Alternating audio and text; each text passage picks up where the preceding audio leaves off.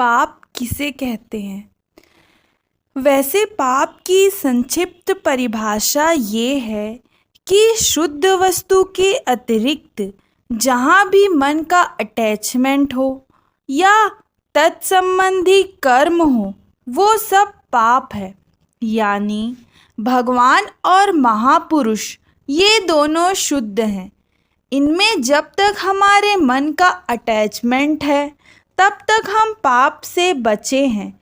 इनके अलावा मन जहाँ भी गया, जो भी किया, वो सब का सब पाप है।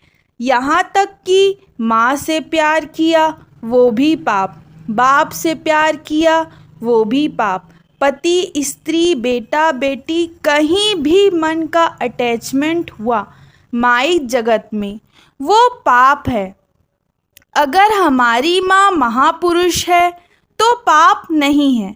अगर हमारा बेटा महापुरुष है, संत है, भगवत प्राप्ति किए हैं तो उससे प्यार करो, भगवत प्राप्ति हो जाएगी, पाप नहीं है वो। यानी शुद्ध वस्तु भगवान और महापुरुष में जब तक हमारे मन का अटैचमेंट है तब तक हम पाप से बचे हैं। वहाँ से मन हटाया कि माया हावी हुई, और माया हावी हुई तो आप जो भी करेंगे सब पाप है। आप भले ही ये सोचा करें हमने कौन सा पाप किया है। अरे 99.9% लोग अकेले में बैठ के सोचते हैं कि हमने कोई पाप थोड़े ही किया है। दिन रात पाप कर रहे हैं। और कर क्या रहे हैं हम?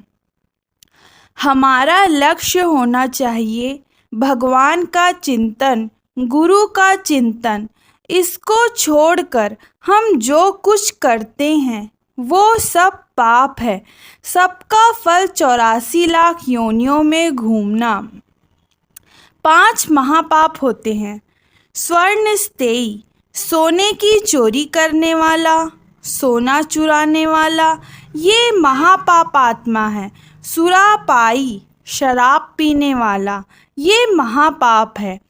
ये पाप के अंतर्गत नहीं। ब्रह्मा, किसी सदाचारी ब्राह्मण की हत्या करने वाला, ये महापाप है।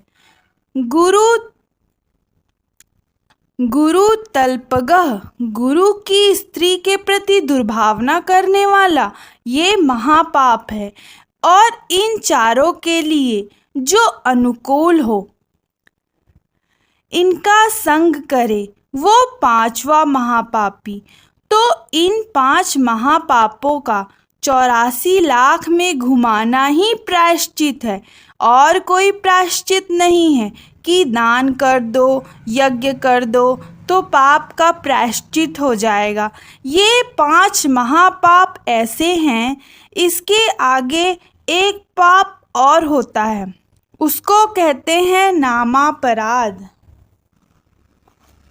नामापराध भगवान और महापुरुष के प्रति दुर्भावना, मनुष्य की भावना या प्राकृत भावना होना, निंदा सुनना या निंदा करना, ये सब नामापराध है।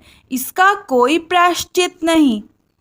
वही महापुरुष क्षमा करे तो ही क्षमा हो सकती है। बहुत आंसू बहाना पड़ेगा भगवान के आगे, महापुरुष के आगे, और पुनः अपराध न करने की प्रतिज्ञा करनी होगी, तभी क्षमा होती है। ये 3 कोटि हैं अपराधों की, पापों की। और जो छोटे मोटे पाप हैं, झूठ बोलना आदि, इसमें टॉप का पाप है दूसरे को दुख देना। पर पीड़ा सम नहीं अधमाई, दूसरे को दुख देना, वो माँ हो, बाप हो, भाई हो, बहन हो, बीवी हो, पति हो या पड़ोसी हो, कोई हो, अनावश्यक हम दूसरे को दुख दे रहे हैं अपने सुख के लिए। ये पापों में बड़ा पाप है। छोटे छोटे पापों में ये बड़ा पाप है।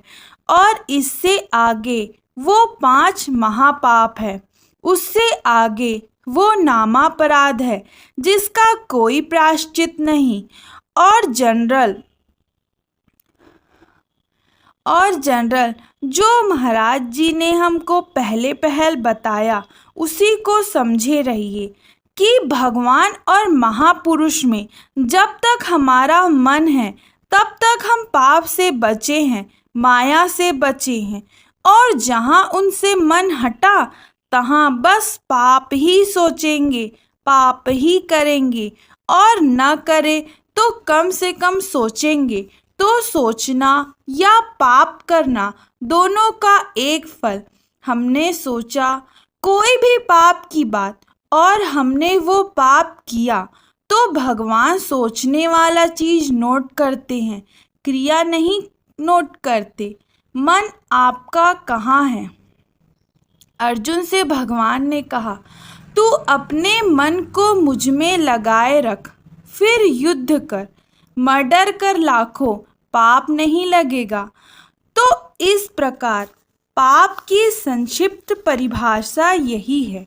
किंतु आप लोग बस इतना समझे रहिए कि हमको यही प्रयत्न करना है कि हर समय जहाँ तक हो सके मन को भगवान में लगाए रहे, महापुरुष में लगाए रहे, तो इससे बचे रहेंगे। यही समाधि समझिए। जैसे ज्ञानी लोग समाधि में चले जाते हैं तो माया से बचे रहते हैं जब तक समाधि में हैं, ऐसे ही हम जब तक हरि गुरु का चिंतन करेंगे, मन को उनमें रखेंगे, तब तक अपराध से, पाप से बचे रहेंगे। जहाँ वहाँ से हटे कि माया ने धर दबोचा। जैसे कोई मधुमक्खी अटैक कर रही हो, आप भागिए, नहीं बचेंगे। जमीन पर लौटिए, नहीं बचेंगे। पानी में डूब जाइए, अब बच जाएंगे। लेकिन जैसे ही पानी से बाहर आएंगे फिर मधुमक्खी मारेगी डंक। तो ऐसे ही हमारा मन जब तक भगवान में, संत में है, शुद्ध वस्तु में है, तब तक पाप से बचे रहेंगे, माया से बचे रहेंगे, काम, क्रोध, लोभ, मोह से बचे रहेंगे। जहाँ वहाँ से अलग हुए कि पाप शुरू हो गया।